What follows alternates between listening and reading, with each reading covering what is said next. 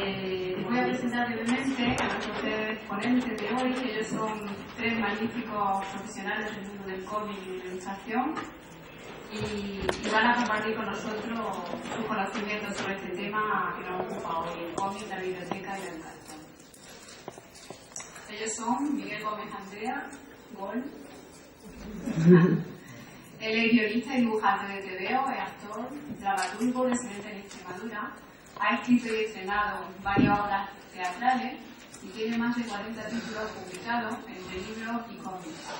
Todos ellos tienen un denominador común y es que su temática está basada en personajes, lugares y hechos. Todo ello editado por instituciones y editoriales independientes de todo el país. Dirige el estudio de la Recua desde hace ya 20 años, especializado en la divulgación histórica a través de los medios artísticos, teatro, libros, cómics, exposiciones, documentales. Desde hace ya más de 20 años publica la historieta de su personaje Javier Cabrero en la revista de cómics TVO, ambientada en el mundo rural extremeño. Actualmente trabaja para la editorial India Indica Books, llevando a cabo una adaptación al cómic de un poema épico de la India. Y lleva a cabo una colaboración como guionista junto con el dibujante cacereño Pedro Camello en el TVO de aventuras medievales Cruz Negra. Tenemos también a María Ramos Bravo. Ella es licenciada en Bellas Artes por la Universidad de Salamanca, estudió fotografía y diseño en Madrid y ha recibido diversas becas que le han ayudado a ampliar su formación, como la beca del Centro Superior de Diseño de Madrid, becas para desarrollar proyectos como la de Francisco Zurbarán para artistas plásticos en 2010. En los últimos años ha sido premiada por el Centro Cultural Ibérico Jóvenes Artistas de Cáceres y en el de Arte Digital Mural de la Escuela Politécnica de la Universidad de Extremadura. Primer premio de audiovisuales en el Premio de San Marcos, expuesto en el día 2 en el Museo de Arte Contemporáneo de Salamanca. Mención especial del jurado en el certamen de arte joven latina de Madrid. Ha expuesto recientemente en el Matadero de Madrid y en el Embarcadero de Cáceres y en la Sala de Arte Cabeza Ratón de Cáceres. Y tenemos por fin aquí a Fermín Solís Campos. Él es extremeño, reside y desarrolla su labor como ilustrador y dibujante de cómic en Cáceres. Es uno de nuestros más reconocidos autores en su campo a nivel nacional e internacional. Su obra se publica en Estados Unidos, en Canadá, en Francia. En Francia tiene casi todos sus títulos publicados, traducidos y publicados. Sus cómics son de temática costumbrista, salpicada de detalles cotidianos. Su estilo de línea clara, con figuras definidas de forma continua y depurada. Se mueve en distintos campos. Como ilustrador, tiene publicaciones en varias revistas especializadas como Clio, Época, Roterux. Ha colaborado en la mayoría de las revistas actuales de cómics como Thor, Dos veces breve o Buen provecho. Tiene varias publicaciones colectivas y su propia revista, Las Pelusas de mi ombligo. Numerosas publicaciones, por nombrar algunas, primero El laberinto de las tortugas, de 2009. Y entre lo más reciente, su primera obra escrita ilustrada para niños, Anaí no se quiere cortar las uñas de los pies.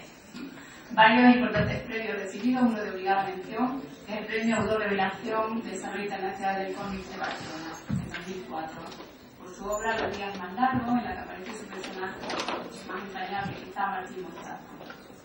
Bueno, pues voy a dejar por ello. Van a establecer un turno de palabra aproximadamente 15 minutos cada uno, y lo que sí les apetecería es que a partir de ahí fuese una charla un poco interactiva, que hubiese preguntas y respuestas y que fluyese un poco la conversación. Si os apetece, pues sería una buena cosa. Muchas gracias.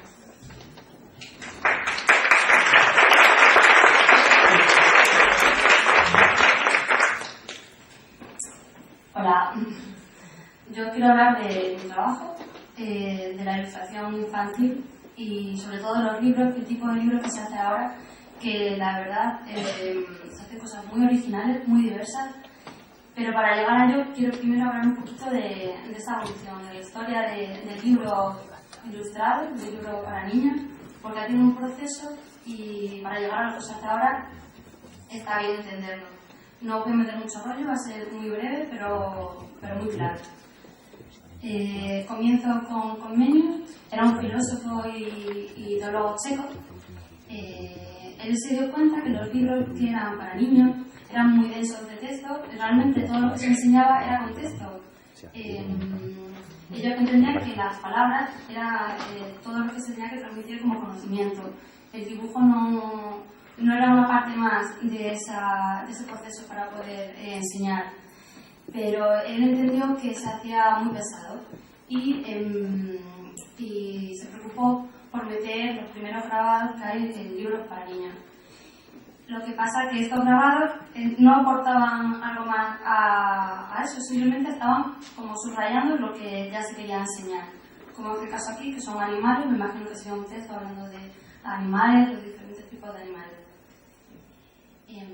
Y luego ya, dando un paso muy grande, pasaríamos a otro tipo de ilustración. Se ve que si quiere tener sentido de darle importancia al dibujo, el texto sigue teniendo realmente el concepto de lo teórico, de que puede funcionar perfectamente sin ilustración, pero se dan cuenta de que esa ilustración, esos dibujos, pueden llamar mucho la atención a los niños, ya funcionan como portadas.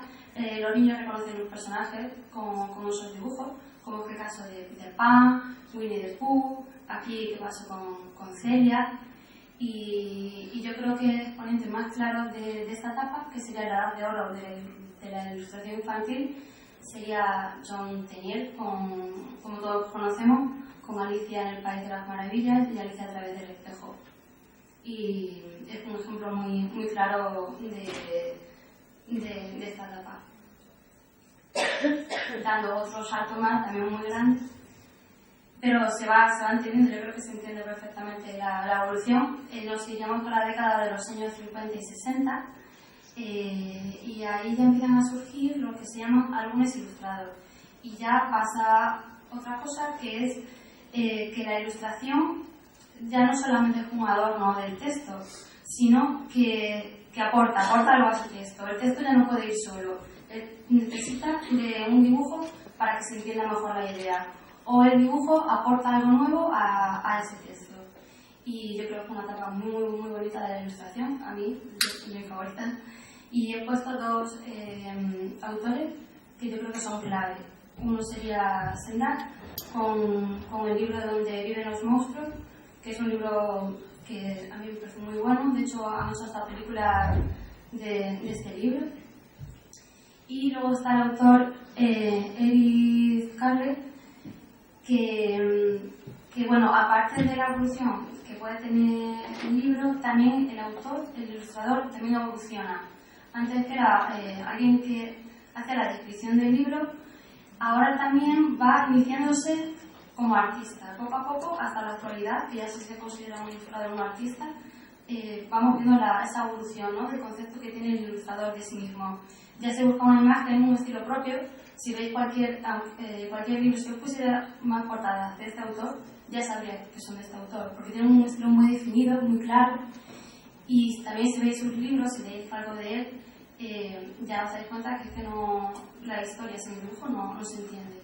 Hay un texto muy importante, pero no se entiende. Él juega mucho con la composición, con que el niño juegue con esas ilustraciones y lo mete mucho en sus historias y hace que interactúe con el libro.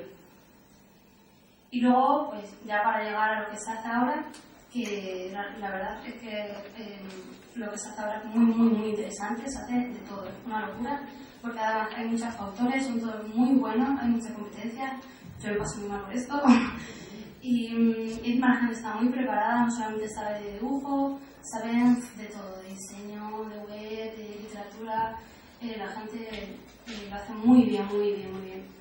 Y bueno, hemos hablado también de formato, ¿no? O sea, el libro, el cuento, el álbum ilustrado, y ahora hay un abanico enorme de formatos, realmente cualquier cosa vale.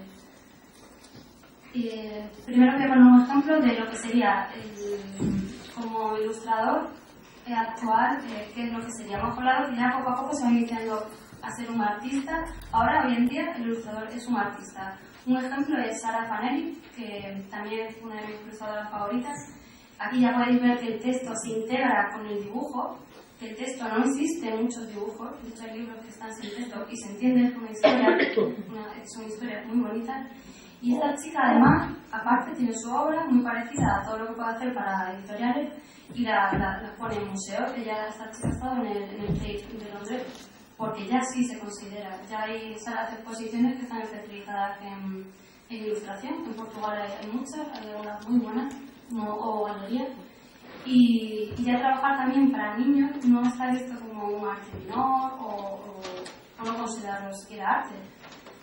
Y también os quiero hablar de lo que he dicho antes, de los formatos. Ahora hay un montón de formatos y se le da mucha importancia, empezando por revistas. Las revistas infantiles siempre han estado enfocadas a los padres. Pues ya no, ya hay muchas revistas que son solo y exclusivamente para niños. Eso sí, están hechas de ilustraciones, desde la primera hasta la última página. Os quiero hablar de esta, que se llama Anorak Magazine. Y está muy, muy mimada. Es como de un producto entre alguien que le gusta mucho el diseño y la ilustración, pero sin perder nunca el punto de vista para los niños. Todo son ilustraciones. Las portadas siempre suelen hacer el ilustrador más puntero del momento. Y también incluyen algunas páginas que son los propios niños los que dibujan, que a mí me parece un detalle a tener en cuenta. Y luego tienen eso, cada mes hacen una temática, porque no solamente es la estética, sino poder aportar algo al niño a que aprendan. Este en concreto es un especial de verano, que son juegos, son pasatiempos, pero luego hay otro de cocina, de deporte, para aprender a escribir, todo ello con el dibujo, con lo visual. Luego aquí en España, ahora mismo se está dando un libro que me parece muy curioso, que se llama Casi, un musical. O sea, Casi, hace un juego de palabras, Casi es la niña del libro, y tiene este formato más clásico de cuento. Por un lado está la escritora, y luego está el ilustrador, que se llama Puño, pero aparte tiene un CD musical, porque el niño también puede escuchar el cuento. De hecho, ellos hacen ese musical realmente.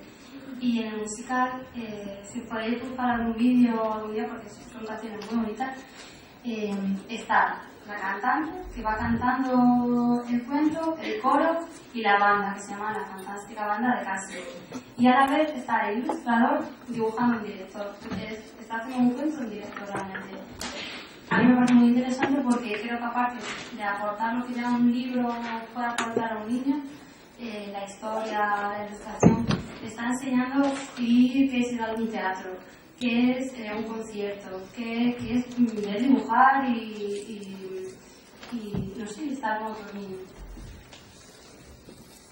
Otro formato, esto me parece de los más modernos, sería el fanzine. El fanzine siempre se ha relacionado con la contracultura y ahora hay un boom otra vez de fanzine, y también siempre se ha relacionado con la gente mayor, con los adultos. Pero también se están empezando a hacer para niños. Esta es una editorial que está muy bien y trabaja ese formato.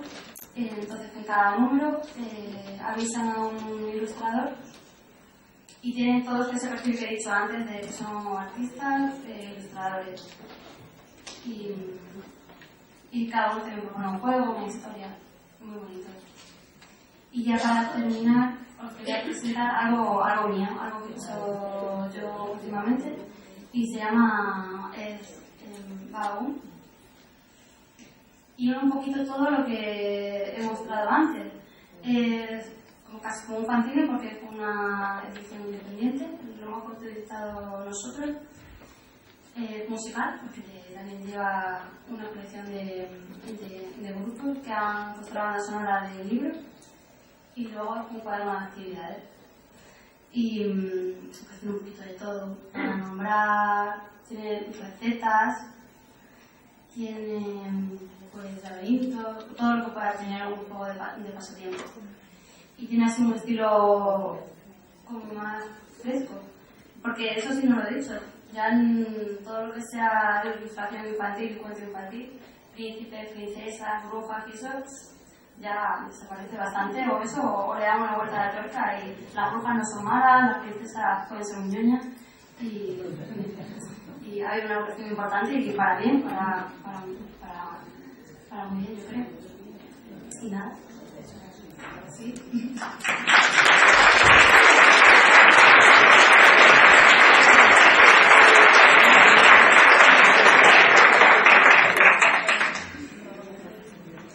Bueno, hola a todos, buenas tardes. Voy a continuar yo. Voy a dar ya el paso de pasar de la ilustración a lo que es el cómic, y su uso en la biblioteca escolar en este caso, ¿no? Pero para eso, que también se va a centrar un poco también en ese tema, quería aclarar un concepto, que es un concepto que está de moda y no todo el mundo comprende o entiende. Un concepto, un término, es el término novela gráfica. Novela gráfica es un término controvertido para designar el cómic. Que el cómic nunca tiene un nombre, porque si hacemos un poco de historia, el cómic siempre ha sido cómic, que es una palabra inglesa que viene de cómico, ¿no? O historieta, que es como una historia menor, como si fuese despectivo, no una historieta es algo menor, que es una historieta. O te veo, que venía de una revista, o sea, que no tiene un nombre así propio, digamos, nunca tiene un nombre arte secuencial, se puede llamar de muchas formas. Pues el nombre que ahora está de moda es novela gráfica. Entonces quería aclarar, o intentar aclarar, y luego se establece un debate sobre ello, que es una novela gráfica, ¿no? Porque sé que aquí hay lectores de cómics, estoy viendo algunos, y creo que pueden opinar sobre este tema. Yo tengo aquí que una novela gráfica es un término que puede referirse tanto a un formato de publicación con unas determinadas características que son, sale en un formato libro, ¿no? Un único autor, es el que hace la novela gráfica, raramente un grupo de ellos, este libro que tengo aquí es un grupo de ellos, porque como dice el título, el programa es una representación de autores que hacen novela gráfica en España. Otra característica de la novela gráfica es que es una historia única, extensa y con tendencia a la densidad. Tiene pretensiones temáticas de literatura con mayúsculas, con recursos del subjetivismo autobiográfico, diferentes tipos narrativos, etc. Y está destinada, principalmente y no siempre, a un público maduro o adulto. También puede ser una forma de definir una novela gráfica, o también se puede definir como un tipo moderno de historieta para adultos surgida a finales del siglo pasado. Y cuando digo a finales del siglo pasado, tenemos que tener la mentalidad que es el siglo XIX, pero no es el siglo XX. En 1990, 1995, cuando empieza a ponerse de moda el término de novela gráfica. Y yo creo que la novela gráfica surge un poco de las cenizas de lo que era el cómic anterior. El cómic que era un producto, muchas veces considerado un subproducto para niños, que estaba en el kiosco, que se consumía de una forma pues, rápida, ¿no? Cada mes había un número de la colección que comprábamos. En esa época pueden ser los cómics de superhéroes, los mortadelos, algunos, ahora que también se ha de época del Capitán Trueno, el Guerrero de Antifaz, todo esto, ¿no? Pero ahora pasa más de consumo. Pero cuando eso ha desaparecido, ya desapareció la venta en kioscos y todo esto, aparece este nuevo formato. Claro, este nuevo formato supone un paso, porque digamos que los que hacen cómic de una forma así continuada, y sobre todo en el mercado americano, tienen que producir un cómic mensual y con una serie de clichés establecidos, de un corsetado, ¿no? Son 24 páginas, un guionista hace el guión, otro hace el lápiz, otro hace la tinta, otro hace el color, es una industria, ¿no? Y la novela gráfica rompe un poco con todo eso. La novela gráfica permite que cada autor cuente lo que quiera, con lo que le venga a ganar, da igual la temática, da igual el tipo de dibujo. Puede haber novelas gráficas súper bien dibujadas y novelas gráficas que la verdad digamos, esto puede hacer un hijo de 5 años, pero claro, ahí radica, ¿no?, lo que se cuenta en la novela gráfica. De todas formas, como digo, es un término muy controvertido dentro de los dibujantes de cómics. Digamos que un cómic da igual que tenga 5 páginas o tenga 500 páginas, no deja de ser una novela gráfica. Por ejemplo, hay un cómic que se llama Watchmen, que se publicó hace un montón de tiempo en Estados Unidos, de una forma serial, ¿no? 12 números, uno al mes, con una historia de 24 páginas cada una, y ahora se ha reeditado con un solo libro y ahora ya es novela gráfica. Antes era comic book, ahora es novela gráfica. Entonces ahí es donde se establece un poco esa controversia con el término de la novela gráfica y el cómic. Otra cosa que hay que dar clara es que la novela gráfica no es un género. O sea, no puede decirse, hago novela gráfica, ¿de qué género? No, novela gráfica no. La novela gráfica igual que el cine o la literatura, contiene muchos géneros. Puede haber una novela gráfica que sea de aventuras, o una novela gráfica que sea autobiográfica, o que sea de ciencia ficción. No es un género en sí. Yo he pensado, he escrito aquí algunas razones por las que la novela gráfica debería estar en las bibliotecas escolares. Yo creo que aún se siguen escuchando expresiones del tipo de que el niño no lee nada, que solo lee TVO, o que bueno, empieza leyendo TVO y luego seguirá leyendo literatura. Creo que eso es un error, porque leer un cómic es leer, simplemente es leer. Entonces no hace falta complementarlo con otras lecturas, simplemente si el niño coge el gusto de leer, aunque sea cómic, leerá otro tipo de lectura, ¿no? Otra cuestión es cómo se asocia el término de cómic o novela gráfica con contextos violentos, lenguaje adulto o imágenes sexuales. Es cierto que algunas novelas gráficas pueden contener todo esto, pero no todas, como ocurre con otras artes, como he dicho antes, como la literatura o el cine. Entonces hay que buscar la novela gráfica que sea adecuada a la lectura que queremos proporcionársela, ¿no? Por ejemplo, hay novelas gráficas para niños, como Bond, de Jeff Smith, que es una historia que bebe en muchas fuentes, como la literatura fantástica, El Señor de los Anillos, Harry Potter, un mundo así de magia, con un personaje como un hueso.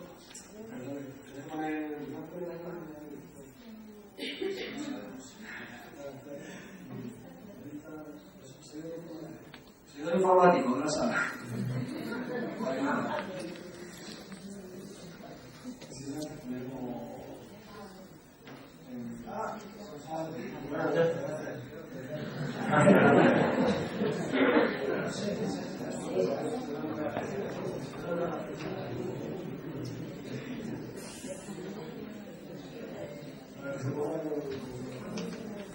Bueno, yo tengo una serie de imágenes de novelas gráficas actuales para que viendo los diferentes géneros de estilo.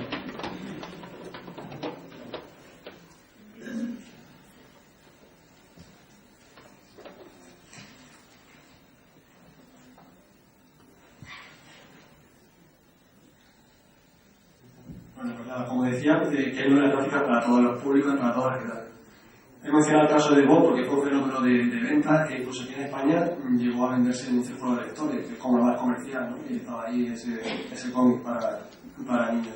No hay muchas ediciones, lo sacaron en color, lo sacaron en blanco y negro, en un formato tipo Biblia, bueno, lo aprovecharon a sacar un buen partido a algo. Pero también hay novelas gráficas para adolescentes, por ejemplo, Persepolis o algo que me ha visto en mi imagen. Yo creo que una buena selección de novelas gráficas en la biblioteca puede crear nuevos lectores entre los más reacios que no leen habitualmente, pero también puede resultar gratificante para lectores más avanzados por su estructura narrativa, complejas tramas y diálogos. Para los que aún piensan que leer un cómic no es lo mismo que leer un libro, pues para leer una novela gráfica se necesita participar activamente, ¿no? Se necesita entender las metáforas, simbolismos, puntos de vista, uso de juegos de palabras, literaciones, y también pensar qué ocurre entre una viñeta y otra, ¿no? Eso es lo que diferencia al cómic de todo lo demás, ¿no? ¿Qué ocurre entre una viñeta y otra? ¿No funciona?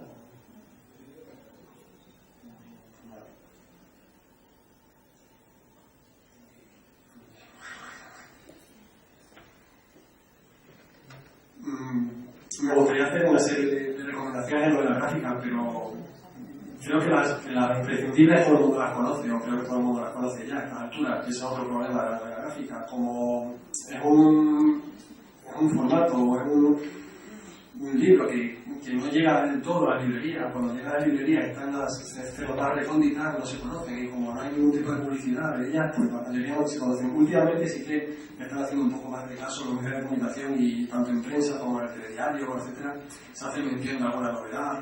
O bueno, aquí en España tenemos un caso que nunca se ha vuelto a repetir, de Paco Roca, un dibujante que con arrugas batió todos los récords de venta y de ediciones. Normalmente las tiradas que se hacen en España en una novela gráfica rondan los 1.500 o 2.000, y Paco ya lleva más de 15.000 ejemplares vendidos, ¿no? 50.000, madre mía. O sea, que fue el que ha hecho que va a reconocer mucho la novela gráfica en España. De hecho, Rugas, que es una novela gráfica, se adaptó al cine y bueno, y a la Mongolia y todo, y sigue ahí trabajando. tuvo la suerte de que trató un tema también que conectó mucho con la sociedad, que era el tema de Alzheimer, pero no trataba desde el punto de vista así melodramático, sino con un punto optimista y que conectó con el público. Lo mismo le pasó a Miguel Gallardo con María y yo en el tema del autismo. Lo que pasa es que luego hay gente que intenta repetir la fórmula y empezar a hacer las gráficas de cualquier enfermedad, entonces ya no funcionaba. Porque, claro, ahora mi hijo tiene no sé qué, te va a poner una gráfica. No tiene que ser eso, hay que buscar temas que conecten con el público, ¿no? Pero luego lo difícil, como decía antes, es dar a conocer eso al público. Las más conocidas, como decía, son Gauss, para el holocausto, un superviviente del holocausto judío, ¿no? Que está contado de una forma que los dibujos son ratones y gatos, ¿no? Dibujaba así como muy feíta todo, que incluso un dibujante muy conocido en España decía que eso estaba dibujado. Entonces no se trata de que estuviese bien dibujado, ¿no? Es una novela gráfica que da un premio Pulitzer, que vamos, ya quisiéramos todos, ¿no? Y bueno, está Persepolis, está La Ascensión del Gran Mal, está un montón. No voy a dar títulos porque yo creo que hoy día con Google, cualquiera que quiera informarse de que una novela gráfica y qué novela gráfica puedo traer a mi colegio, tiene un listado seguro enorme, ¿no?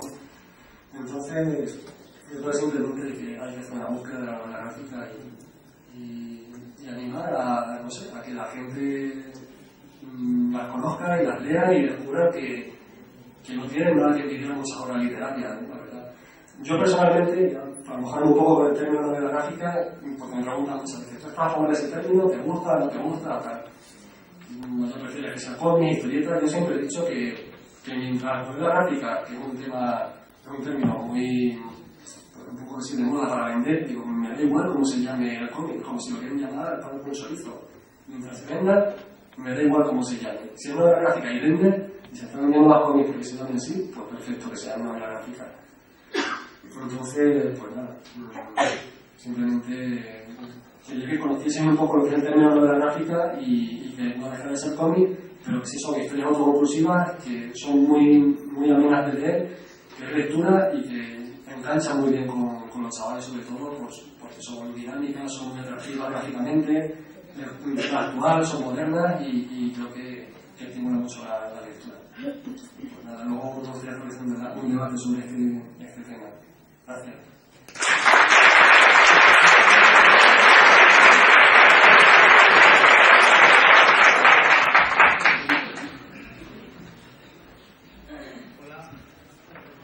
¿Ahora? Sí, gracias. Bueno, buenas tardes a todas y a todos, más todas que todos, por primero. Y muchas de las cosas, o gran parte de ellas de las que yo he querido hablar, pues ya me las ha pisado Fermín.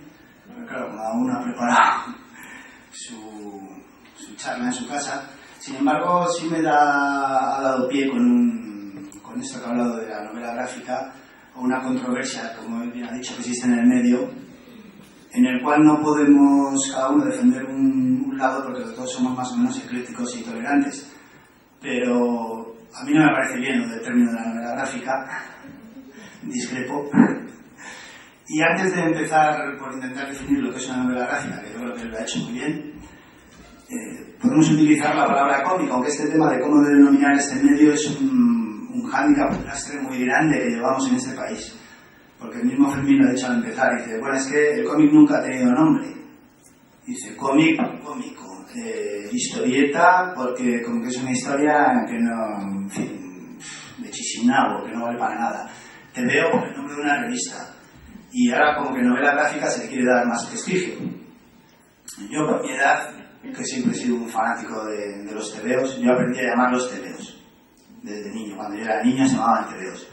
Pero es que si te vas a Francia, en Francia se llama bande dessinée, que significa tira dibujada, o sea, menudo nombre. Si te vas a Italia lo llaman fumetti, que es lo que aquí llamamos bocadillo de los cómics, donde va el texto, o sea, un medio que se llama bocadillo, ¿no? Qué raro, ¿no? O fumetti será como nubecilla. Cartoon o cómics, que lo llaman, o sea, realmente no hay un medio, una palabra así consensuada no sé si en algún sitio habrá. Bueno, los japoneses tienen el término este que utilizan manga, pero ellos también manga que es como para niños, y luego si hacen un manga o un cómic más para adultos lo llaman gekiga. O sea que parece que esta esquizofrenia con el nombre no solo ocurre aquí. Yo tengo observado que lo último que ha dicho Fermín, que dice, si a mí me gusta que se llame novela gráfica, si ayuda a vender, pues por mí yo lo bendigo. Yo eso lo comparto al 100%. Si ayuda a vender, bienvenido sea todo, ¿no? Pero es que esto no es moderno. O sea, esto ya os digo que yo por mi edad lo he ido viendo desde niño. Nosotros lo llamábamos tebeos. Y cuando salía, lo que acabo de hacerme con el último Asterix antes de venir para acá,